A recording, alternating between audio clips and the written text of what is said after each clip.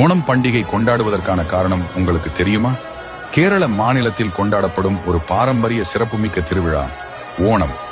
சாதி மத வேறுபாடின்றி அனைத்து மலையாளிகளாலும் கொண்டாடப்படும் ஓணம் பண்டிகையை கேரளாவின் அறுவடை திருநாள் என்றும் அழைக்கிறார்கள். கொல்லவர்ஷம் எனும் மலையாள ஆண்டின் சிங்கம் மாதத்தில் ஹஸ்தம் நட்சத்திரத்தில் தொடங்கி திருவோணம் நட்சத்திரம் வரை 10 நாட்களாக இப்பண்டிகை கொண்டாடப்படுகிறது. ஆவணி மாதம் திருவோண நட்சத்திரத்தில் கொண்டாடப்படுவது ஓணம்.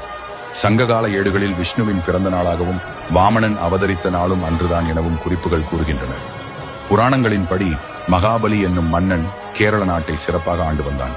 அவன் பெற்ற தவ வலிமையால் மூவுலகையும் ஆளும் மன்னனாக திகழ்ந்தான்.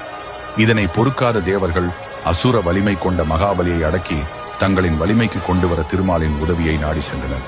திருமாலும் வாமன அவதாரம் எடுத்து மகாபலியிடம் 3 அடி மண்ணை தானமாக கேட்டார்.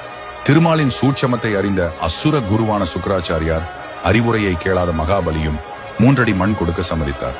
திருமால் விசுவரூபம் எடுத்து வானத்தை 1 அடியாகவும் பூமியை மற்றொரு அடியாகவும் வைத்து அளந்து 3வது அடியை மகாபலியின் தலைமீது வைத்தார்.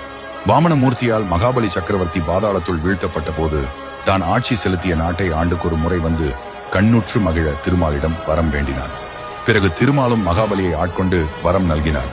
இவ்வாறு மகாபலி சக்கரவர்த்தியின் நினைவு நாளாகவும் மகாபலி மன்னன் இந்த திருவோண நன்னாளில் தான் ஆண்ட நாட்டிற்கு வருவதாகவும் அவனை வரவேற்கும் முகமாகவும் இவ்வோணம் பண்டிகை கொண்டாடப் பெறுவதாக கூறப்படுகிறது.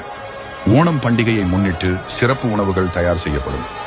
6 சுவைகளில் கசப்பு தவிர மற்ற சுவைகளில் 64 வகையான ஓண சாத்தியா என்ற உணவு தயார் செய்யப்பட்டு கடவுளுக்கு படைக்கப்படும்.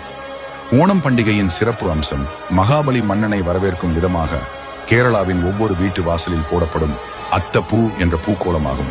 முதல் நாள் ஒரே வகையான பூக்கள், 2ஆம் நாள் 2, 3ஆம் நாள் 3 என தொடர்ந்து 10ஆம் நாள் 10 வகையான பூக்களால் அழகு செய்வர். திருவிழா 10 நாட்கள் நீடிக்கும். முதல் நாள் அத்தம் என்றும் மற்றவை சித்திரை, சோதி, விசாகம், அனிசம், திருக்கேடா, மூலம், ஊராடம், உத்தராடம் மற்றும் திருவோணம் என்றும் வரிசையாக கொண்டாடப்படுகிறது.